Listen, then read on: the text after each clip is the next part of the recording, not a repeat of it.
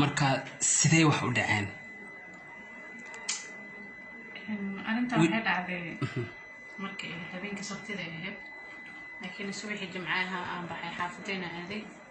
soo xaafadeena markaan aaday isaga markuu maqnaa safar yar jiray xaafadeena joogo ii imaaday adi maqribadii markay ahayd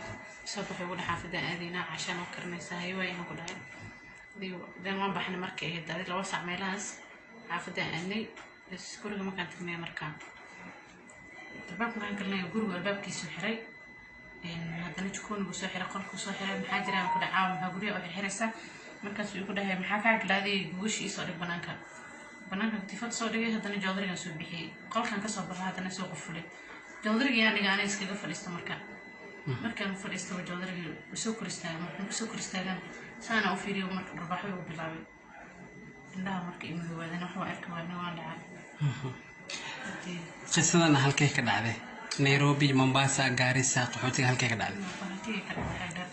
haga dheer okay markii kadib maxaa dhacay kadib ana meeshii aan soo xabo waxaan kala ogaa ma jirto kadib asagana wuxuu ugu fan karo ugu dhiftay qaranti feel waxaan linka waa sama muddo goormeed maartay markaas qabteen 19 February taariikh 28 markii la dhigay biyaadi Mars markii taariikh 1 January aroos baa ahayd haye Mars 19 waa kana dhigay arintii hadda maxaa laga qabtay ilaa waqtigan maartay maxaa laga qabtay dawladda maxay ka qabatay wax laga qabtay ilaa hadda dawladda ay qabatana ma aha leena iska xanuunsana waa laga soo qaaday inta la keenay halkeed ku ogtay asaga meel ku sheekay ma qaana police station ma tagin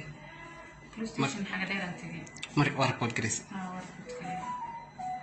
warqadii waxa dhan dhigay dhakhtarka xakaariga gooy marka inta la soo qaaday maxaad codsan lahayd xabsanaya dawladda waxay iga qaban kartiin wax la yiraahdo intaas dumarka qaarkood waxa waayo way cafiyaan qofkii wax ku dhifta ama dila marka xogaa hoosan waad fiirinaysaa maxaad is leedahay haddii maartay gacan lagu dhigo miyaad cafinaysaa miyaad leedahay sharciga hamar la sharciga meel ma iska soo aragna okay hadda intee ku daran xanuunka indhaha ay daran wax ma ka arkay wax yar indhaha wax yar ka arkay intee ku macnaha indhaha iyo meel kale wax kaga dhuftay xaalkii dhabarka meel badan ayaa dhuftay okay dabeecadaha muulaha 19 casho ka hor macnaha markay xogaa